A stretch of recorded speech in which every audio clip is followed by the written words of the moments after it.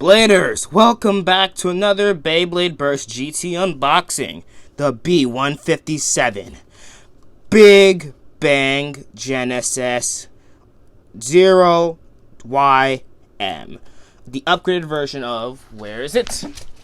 Regalia Genesis, still owned by Gwyn Reynolds, and the actual combo in the anime uses hybrid, while this one has orbit metal, Zero and Yard metal. So Gwyn is now fully evil. Of course, this is an infinite lock system, but has the Big Bang armor. When attached to any of the infinite lock bays properly, it will make them completely unburstable. So it is a defense type, of course, and it's one of the last GT bays to be released. So Yard metal is an alternate version of orbit metal. Yard is also a free spinning ball, 360 degrees, but it's shorter than orbit and has a wide plastic ring around it, which I believe is supposed to somehow improve its LAD by sliding against the ring and losing only a little bit of stamina. So it gives it extra rotations, but I feel like it just adds a scrape risk more than anything else. So I don't think it actually preserves. In fact, I think it decreases stamina more than anything else. And being a metal ball gives it extra weight, and it will increase its stamina as metal has less friction to the stadium floor than plastic.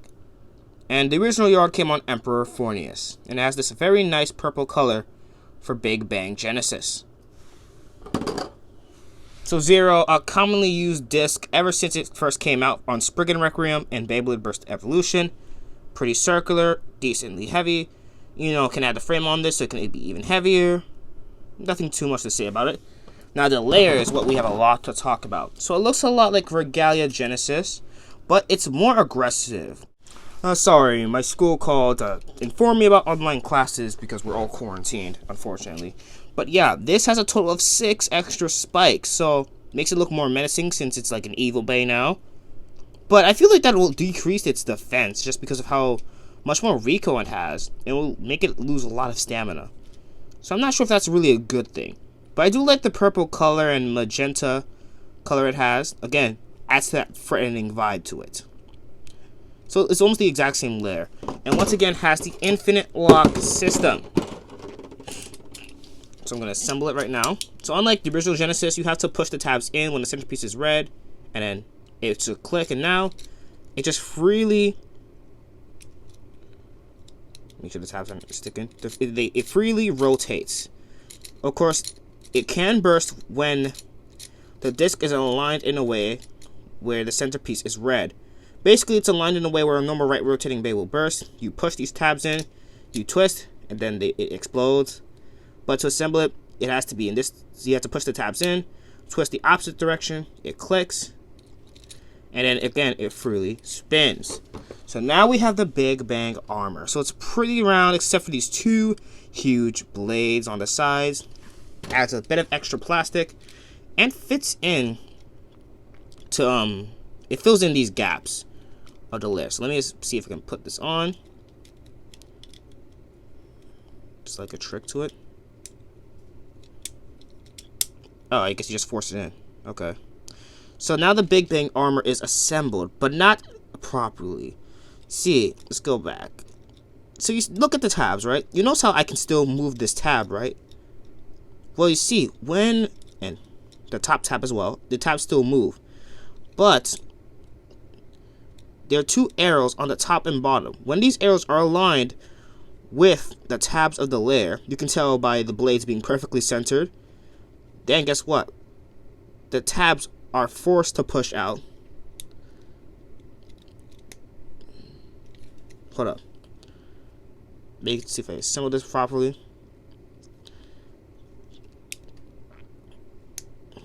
The tabs, it still bursted. Okay, I assembled it properly this time. Took a while. But once again, the arrows on the top and bottom of the armor have to be assembled with the diamond parts of these tabs. And then, even if the centerpiece is red, the tabs will not push in. I'm using pretty decent force. Well, for some reason this one's defective. With enough force, I can push that tab in. But still, basically, this one works properly. It's not supposed to be pushed in. So essentially, the bay will never burst. To counter this, armor needs to be shifted a little bit, so that way it's not aligned with the tabs, and then it acts like a normal infinite lock bay. And these do work with the other infinite lock system. And what's cool is that in the GT anime, Arthur Percival does use this with his Prime Apocalypse. The name doesn't change, but I would like to personally call it Big Bang Apocalypse, because that name sounds awesome.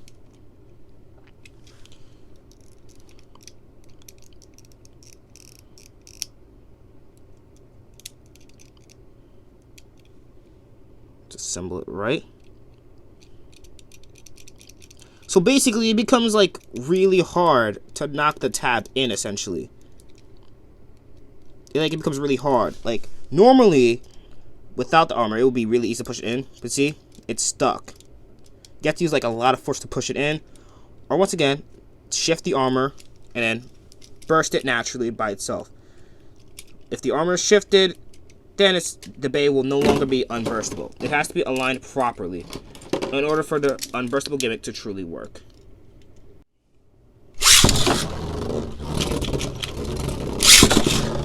Versus Prime Apocalypse.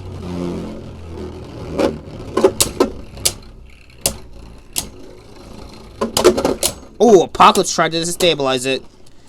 And yeah, the armor seems to definitely decrease its stamina just a little bit. Also, it shifted the armor already, so that's pretty interesting. Regalia Genesis. Big Bang Genesis. And Prime Apocalypse.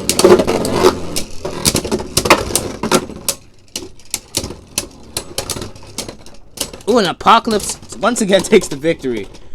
But yeah, that is the full combo. Once again, the armor does shift. So it's probably a little easy to shift because, well, they don't want to make this bay completely unburstable. That just counters the point of Beyblade Burst entirely. Hope you enjoyed, though. Like, comment, and subscribe. Stay safe, and see y'all next time.